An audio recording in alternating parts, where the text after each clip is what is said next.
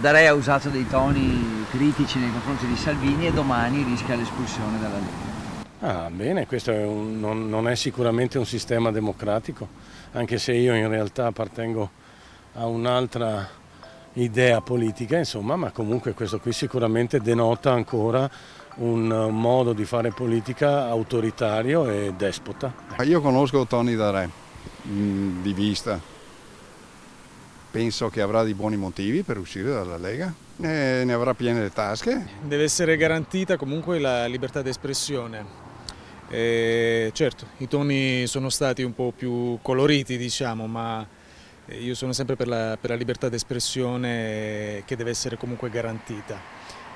Un segretario di un partito non può agire secondo dei diktat, ma deve garantire anche lui a tutti i suoi elettori e comunque dovrebbe dare l'esempio di come il dialogo e comunque deve essere sempre mediato nel miglior modo possibile. E tutti questi politici qua hanno un unico padrone, per cui che sia Tony Darè che sia un altro, la Minesa non cambia. Per quando usano i toni pesanti sono sempre leggeri. Non lo conosco, ma ha fatto benissimo.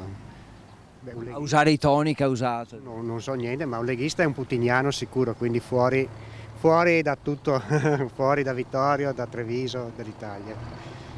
Un leghista, un putiniano, cosa fa? Cosa fa nel nostro Parlamento? Non so, forse è un'esagerazione espellerlo per questo motivo, perché un politico deve anche accettare le critiche, la penso così. Tony Darè è simpaticissimo, una bravissima persona. Di politica io non so nulla. Darè comunque da vittoriese doc, insomma, ci dispiacerebbe, quello è vero, comunque è un rappresentante della cittadinanza che fa sempre, insomma, è sempre un orgoglio per la cittadinanza.